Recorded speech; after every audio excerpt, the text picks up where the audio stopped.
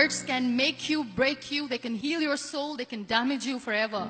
So I always try to use the positive words in my life wherever I go. They call it adversity, I call it opportunity. They call it weakness, I call it strength.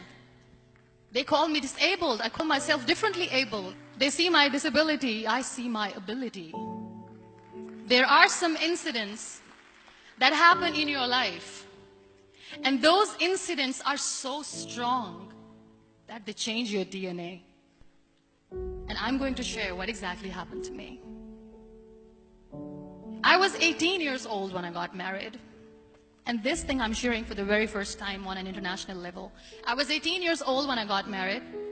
I belonged to a very conservative family, a Baloch family, where good daughters never say no to their parents. My father wanted me to get married. And all I said was, if that makes you happy, I'll say yes. And of course, it was never a happy marriage. Just about after 2 years of getting married, about 9 years ago, I met a car accident. Somehow my husband fell asleep and the car fell in the ditch. He managed to jump out, saved himself. I'm happy for him. But I stayed inside the car and I sustained a lot of injuries. The list is a bit long. Radius ulna of my right arm were fractured. The wrist was fractured. Shoulder bone and collarbone were fractured. My whole rib cage got fractured. But that injury that changed me and my life completely as a person and my perception towards living my life was the spine injury. Many people came to rescue.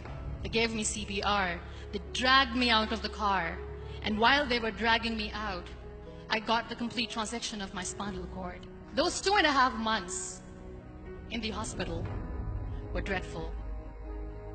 I will not make up stories just to inspire you. I was at the verge of despair. One day, doctor came to me and he said, well, I heard that you wanted to be an artist, but you ended up being a housewife. I have a bad news for you. You won't be able to paint again because your wrist and your arm are so deformed, you won't be able to hold a pen again. And I stayed quiet.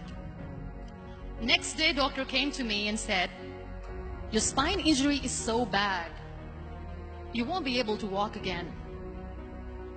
I took a deep breath and I said, it's all right.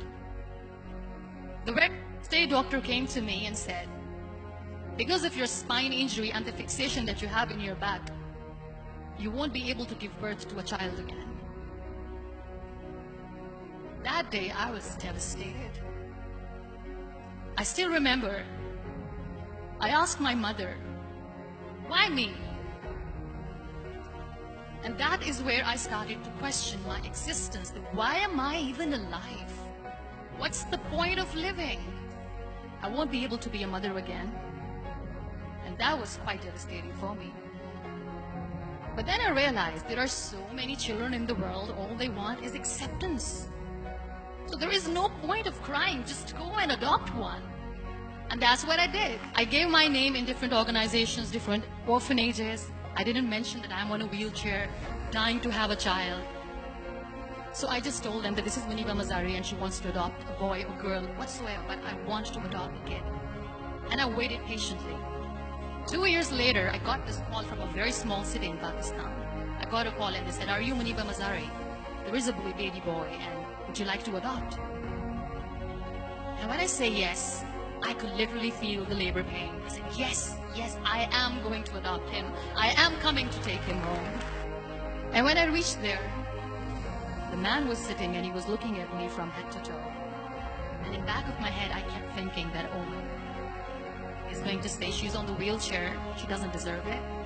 How is she going to take care of him? And I looked at him and I said, do not judge me because I'm on the wheelchair. But you know what he said? He said, I know you will be the best mother of this child. You both are lucky to have each other. And that day, I was 2 days old, and today he's 6. You know when you end up being on the wheelchair, what's the most painful thing? People think that they will not be accepted by the people because we, in the world of perfect people, are imperfect. So I decided to appear more in public. I started to paint. I always wanted to. I have done a lot of exhibitions. I'm Pakistan's first wheelchair-bound artist. I have done a lot of modeling campaigns. I became the National Goodwill Ambassador for UN Women Pakistan, and now I speak for the rights of women, children. We talk about inclusion, diversity, gender equality, which is a must. I was featured in BBC 100 Women for 2015. I'm one of the Forbes 30 under 30 for 2016. We have this amazing fantasy about life. This is how things should work. This is my plan. It should go as per my plan. If that doesn't happen, we give up. So my dear friends, let me tell you one thing. I never wanted to be on the wheelchair. Never thought of being on the wheelchair. I was always aspiring to do bigger things, but had no idea that for that I have to pay the price to be where I am today. It's a very heavy price. It is okay to be scared. It is okay to cry. Everything is okay, but giving up should not be an option. They always say that failure is not an option. Failure should be an option, because when you fail, you get up, and then you fail, and then you get up, and that keeps you going. That's how humans are strong.